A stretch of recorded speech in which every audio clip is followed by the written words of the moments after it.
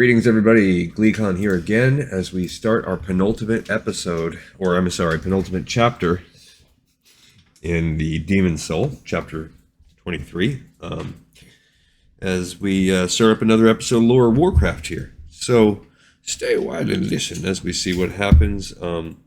Things are looking bad. We had the Lord of Blackrock Hold assassinated, and Tyrande and Malfurion are in bad shape unless possibly baby Chandris can save them. Alright, here we go. Black thoughts overwhelmed Illidan.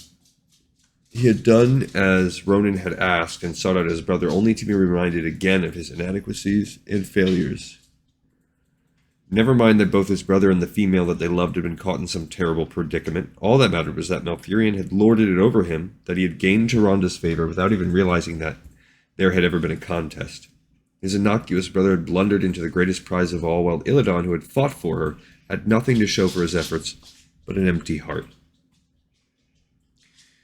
A small part of him nagged at the sorcerer to overlook that and help them.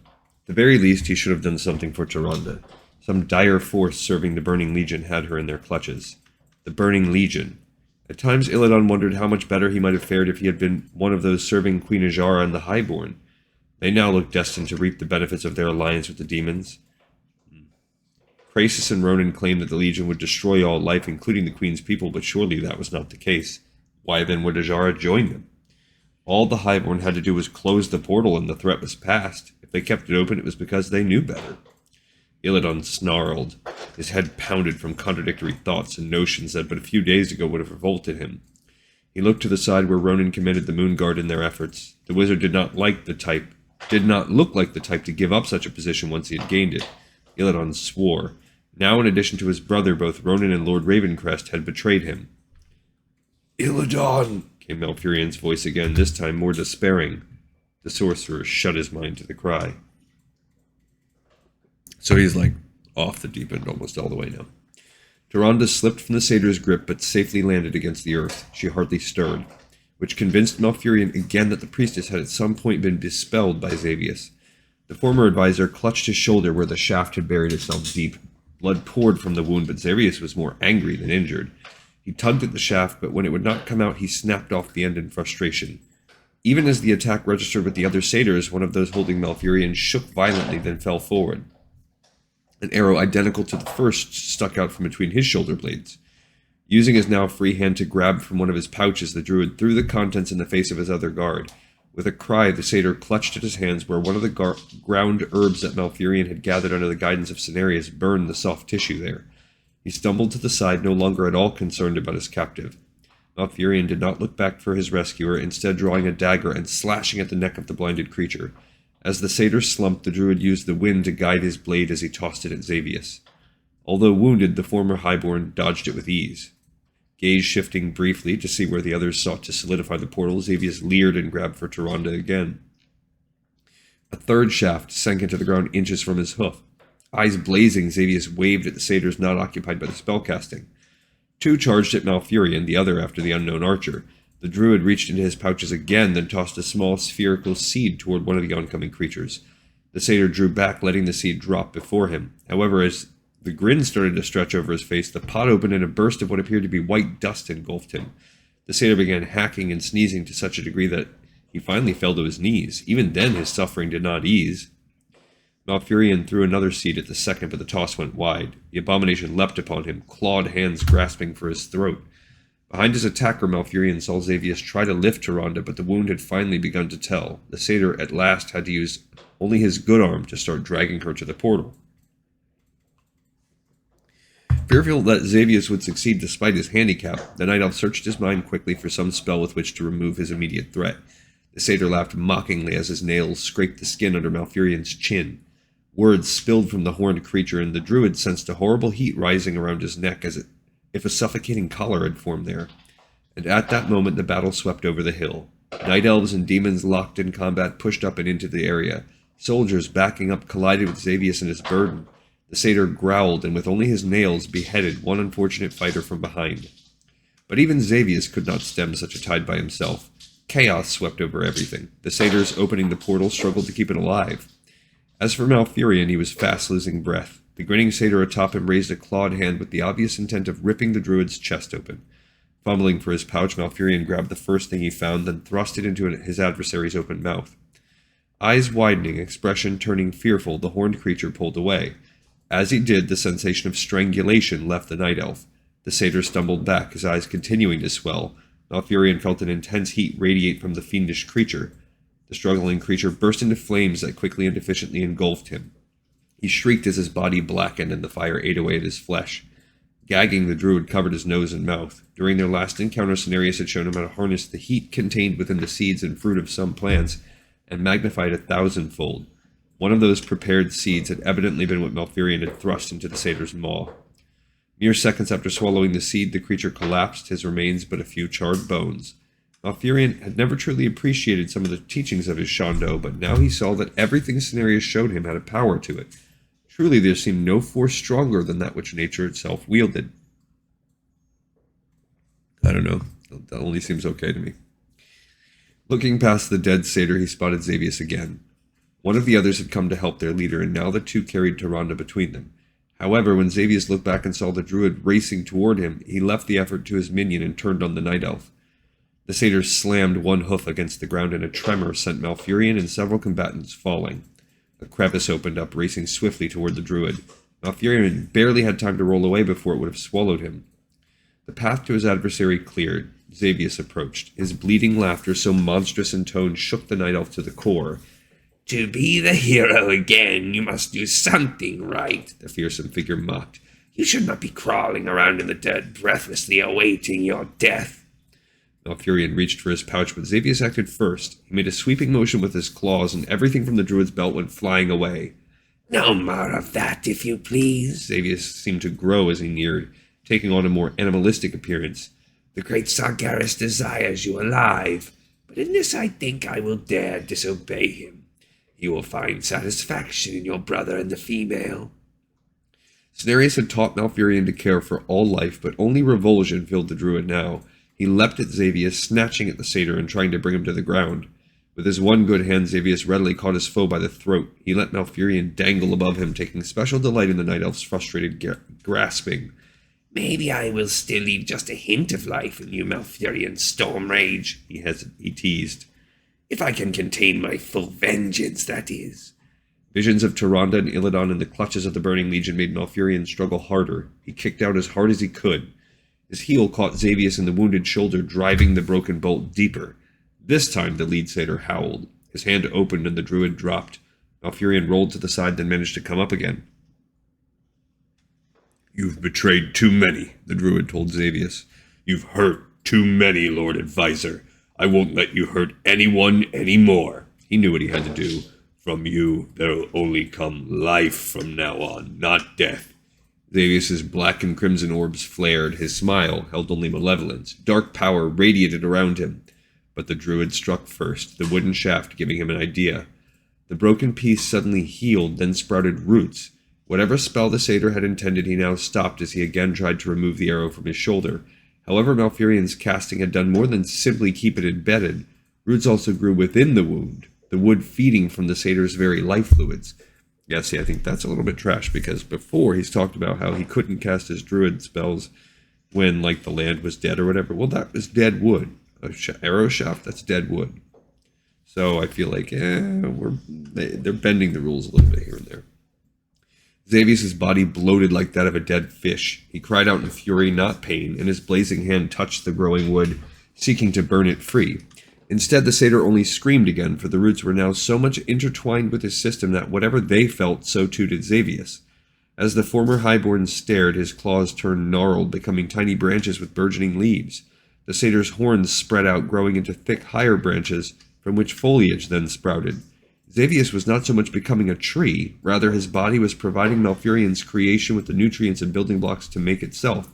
I do think there's that one quest line where you inadvertently free Xavius.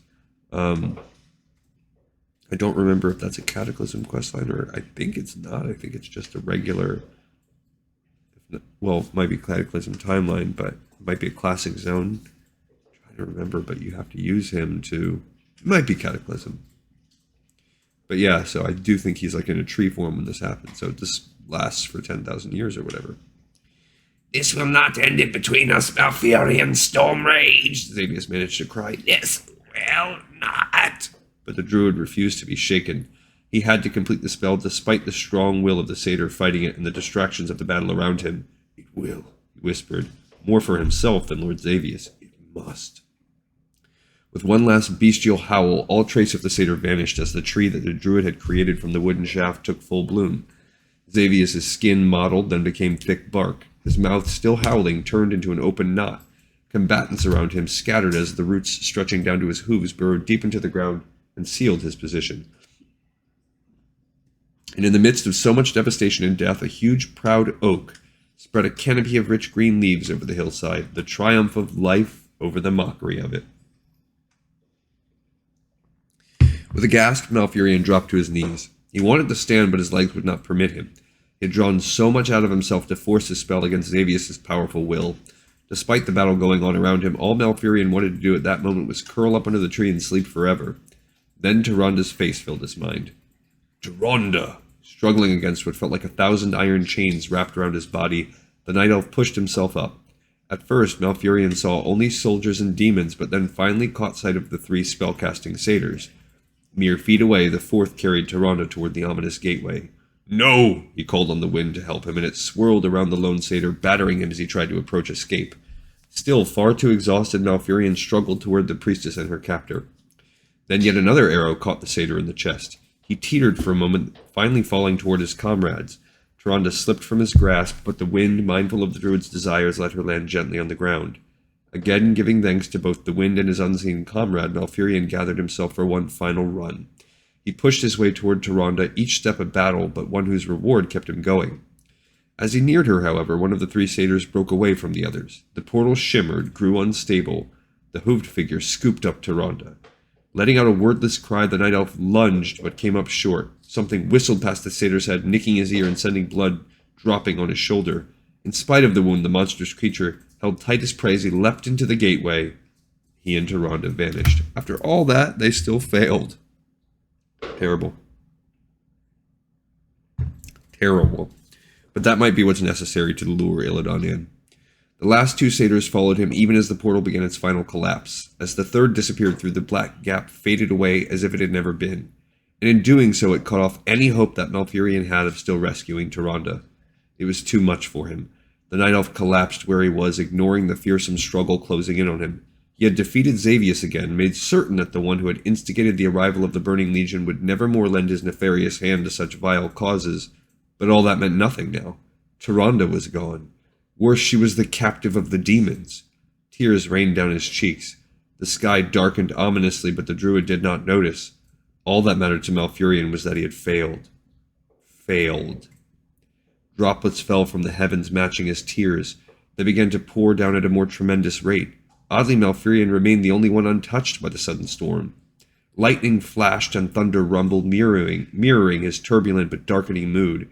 Nothing was of importance without Tyrande. He knew that now, for what little good it did him. Maybe now he's going to, unconsciously defeat all of the demons with a storm rage. The wind howled, mourning his loss. The new tree that perched atop the hills shook and swayed as tornado-strength gales battered everything but the distraught night elf. Finally, a voice managed to cut through his despair. It came first as an irritation in the back of his mind, then an echoing sound in his ears. Malfurion put his hands to his ears, attempting to shut it out and return to the blackness overwhelming his thoughts. However, the voice would not be drowned out, growing more insistent with each call of his name. Malfurion! Malfurion, you must pull yourself free of this state! Hurry, lest you drown everything and everyone! Maybe that's Ronan, I'm guessing. He knew that voice, and although so much of him wanted to ignore its intrusion, just enough rallied. The warning in the tone forced the druid to at last look not within, but without. Malfurion discovered himself amid an impending natural disaster. The rain came down in such velocity and force that nothing much stood in its way. Curiously, other than him, only the new tree seemed somewhat immune to the raging storm. What? Blurted Malfurion. But as soon as he spoke, the storm abruptly assailed him as well. He dropped to the muddy ground as he was hammered repeatedly by the hellish downpour. Then, despite the incessant rain and shrieking wind, a huge form fluttered over him. Looking up, the night elf spotted a winged giant swooping down. He recalled the demigoddess Aviana and wondered if this was her in the form of death. But he was no creature of hers, and the druid doubted that she would make an exception simply for him. A booming voice identified the gargantuan figure. Night Elf, stay exactly as you are. It is hard to focus in this chaos, and I do not wish to crush you by accident. Corielstrasz seized him in one gigantic paw and pulled Malfurion into the air. The dragon fought valiantly against the storm, but clearly every inch up took strenuous effort. The night elf sensed that the red was not at his best. In truth, it surprised him that Corielstrasz had even survived the encounter with Neltharion. As they climbed, Malfurion made out some of the landscape below. Both armies were in flight, the demons heading back over the terrain that Neltharion had ravaged. The night elves scurried the opposite way. Both sides battled a new and deadly foe, a rain creating mudslides and treacherous trails. A high hill collapsed, pouring over a band of Felguard. A night saber slipped off a ridge as its claws sank uselessly into soft, wet soil. The cat and its rider tumbled to their deaths. Now he's causing the deaths of his own allies. In the midst of the carnage, Malfurion located a small figure trying to make its way down the very hill from which he had been snatched. Mud poured around the young female night elf, half burying her. Higher up, a large portion of the hill looked ready to break loose, surely her doom. In her hand, she still clutched a bow. Wait, there, he cried to Corielstrasz. Help her! Without hesitation, the red dragon veered earthward, heading for the stricken female. So caught up in her desperate struggle, she did not notice the Leviathan until Corielstrasz's talons wrapped around her. She shrieked as the dragon pulled her from the life-threatening muck and carried her aloft. I will not hurt you, Corielstrasz roared. The young female obviously did not believe him, but she quieted. Only when she saw Malfurion clutched in the other paw did the female finally speak. Mistress Tyrande, where? The druid shook his head. Her expression turned crestfallen, and she leaned forward, weeping. Even then, she held the bow in a tight grip. Returning his attention to the storm, Malfurion realized that it could not be natural. It had materialized too abruptly, yet it hardly appeared the work of the Burning Legion, nor did it seem the efforts of his own people. Even Illidan would not have let something like this grow so out of control. He peered up, expecting to find that the Black Dragon had returned. However, there was no sign of Neltharion or the dreaded disc. What then was the cause of the catastrophic tempest? He broached the question to the dragon, but it was not Corielstrasz who answered. Instead, a figure grasping tight to the behemoth's neck and shielded somewhat from the elements by a shimmering golden glow responded, It is you, Malfurion. It is you who brings this down upon all. He stared up at Krasis, whom he had last seen taken away by a frightened mount. The mage did not look at all well, the welt on the side of his head still bright red, but he appeared as determined as ever to be a part of all things. Still his words sounded addled to the druid. What do you mean? The storm's birth is the result of your misery, druid. It radiates your despair. You must put an end to it and your hopelessness if anyone is to survive. You're mad. Yet even as he said it, Malfurion could sense a familiarity about the storm. He reached out and touched it as Cenarius had taught him to touch all parts of nature, and what he discovered repelled the druid. It was not the storm that so disgusted him, but that part of it which he knew was indeed himself. He had created this monstrosity, somehow utilizing his sadness and dismay. In turn, it had beset not only his enemies, but his comrades too. I am as terrible as the demons or the Black Dragon, the druid thought.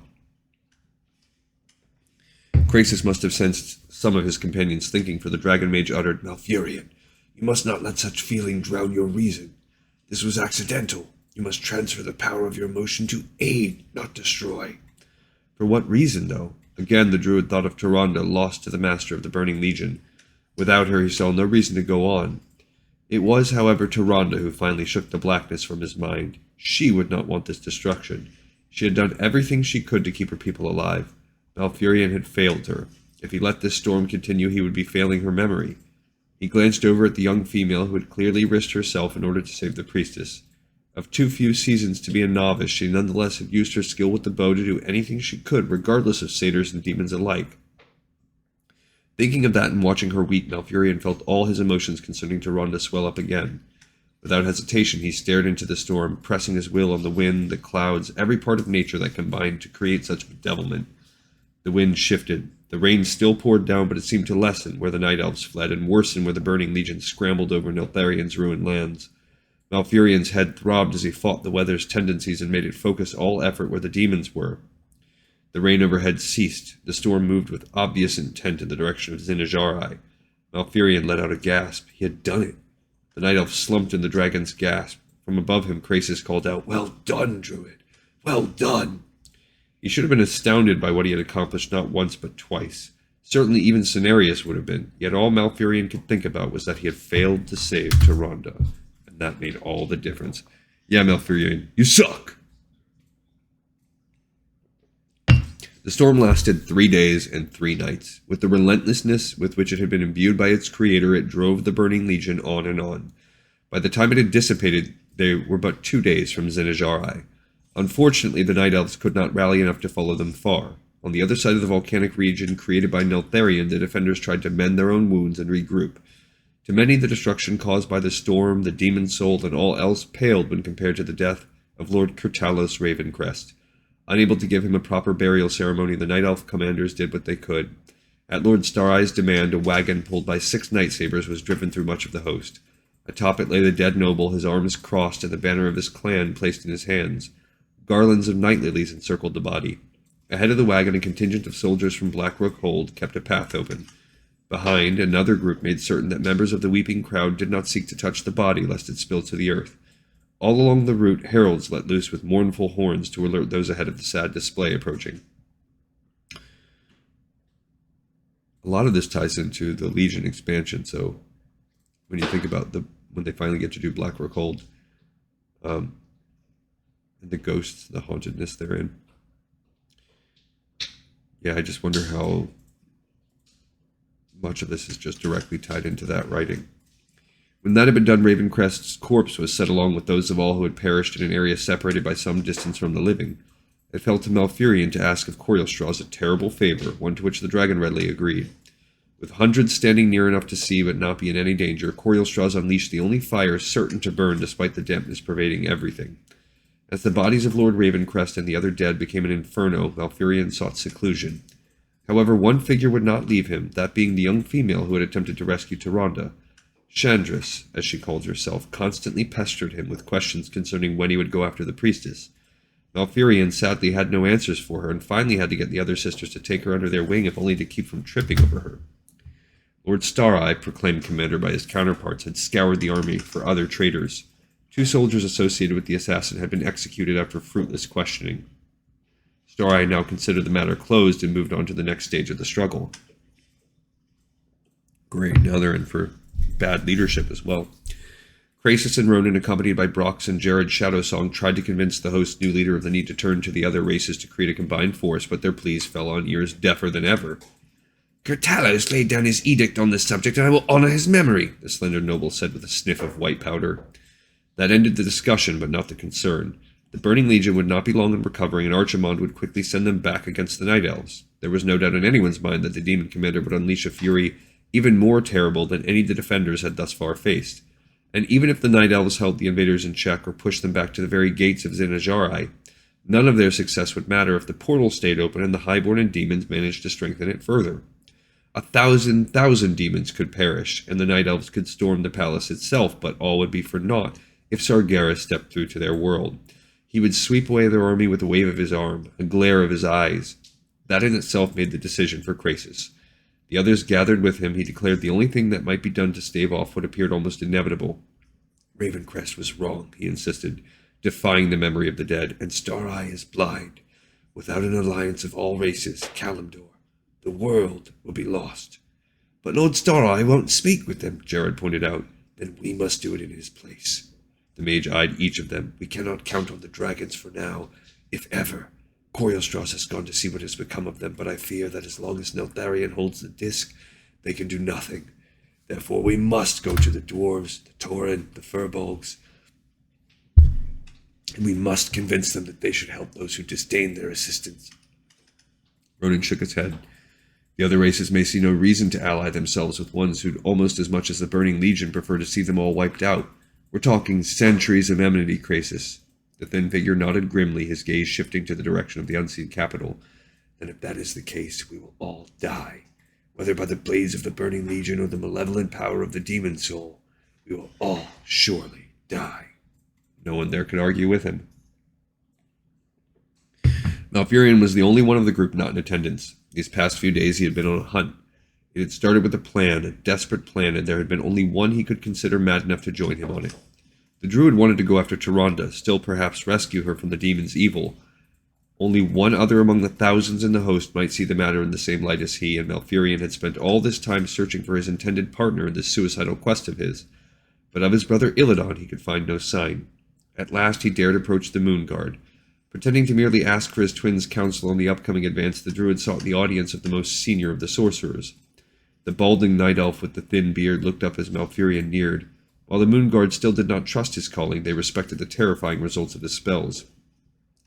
"Hail, Malfurion Stormrage," the robed figure said, rising. The sorcerer had been sitting on a rock reading a scroll that no doubt contained some of the arcane knowledge of his own craft. "Forgive me, Galarthus Rivertree. I come seeking my brother, but I can't locate him." Galarthus eyed him uneasily. "Has word not been passed on to you?" Malfurion's tension mounted. "What word?" "Your brother has disappeared. He went riding to investigate the volcanic regions created by the dragon, but never returned." The news left the druid incredulous. Illidan rode out there alone? No bodyguard? The sorcerer bent low his head. "Can you think of one of us who could stop your twin, Master Druid?" In truth, Malfurion could not. Tell me what you know. "There is little. He rode out the night after the storm settled with the promise that he intended to return before daylight. Instead, 2 hours after night ended, his mount returned without him." How was the beast?" Galarthus could not look at him. "The night saber looked ragged, and there was some blood on him.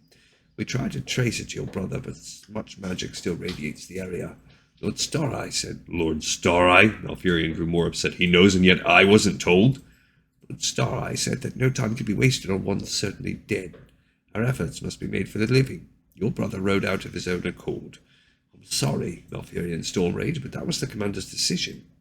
The druid no longer heard him. Malfurion turned and fled, stricken by the new loss. Illidan dead? It could not be. For all the differences between him and his twin, Malfurion had still loved his brother deeply. Illidan could not be dead. Even as he thought that, a shiver ran down his spine. Malfurion halted, staring not at anything nearby, but rather inside himself. He would know if his twin was dead. As sure as he felt the beating of his heart, Malfurion felt certain that if Illidan had perished, the druid would have known. Despite the evidence, Illidan had to be alive. Alive, the druid eyed the smoldering lands, trying to sense beyond them and failing. If Illidan was out there, then where exactly was he? Malfurion had the horrible feeling that he knew. I don't know. Alright, so... Dang. I was kind of hoping that Tyrande wouldn't be captured. Strategically, she's a major bargaining chip that's going to throw like some tension. She's going to give some serious leverage to the Burning Legion in the third book. But also, I just kind of liked her as a figure. I feel like Malfurion's cool and obviously important. As you notice, in the first and second book, we culminate with a showdown. Malfurion is the one that wins, so he's crucial to this war. Whatever of the trio and these side time travelers, it's obviously Malfurion who's at the center of it all, which is good because that's something that wouldn't quite mess with the timeline. I don't like how our showdown is against Xavius both times. I don't think that can happen the third time, but it just feels like they could have done something else. I don't know. Maybe they wanted to keep all the major players, key evil players, in play for the final book. But we've definitely set up for... I'm glad that we're finally done with that dragon storyline. Ugh. That in itself, I think, is going to make this the least favorite of the three books, no matter what happens in the third one for me, because I just didn't like it as much. The first one, we had the introduction. You're establishing the characters. First books in the series are usually good for that. And the third one, we're going to get into Illidan's transformation into eventually the first demon hunter. I love that. I think that's super cool. So I look forward to the path that will take. Illidan is super cool in the long run. He just has to do some seriously bad stuff and grow a lot before he gets there. But I love him as a character. I love all of them. Tyrande and Malfurion, Illidan, they're actually all really cool. Chandris, Feathermoon, all of them are really cool characters. So it's cool to see here them in their more vulnerable forms before they become as awesome as they are, even though Malfurion's obviously awesome even from the beginning.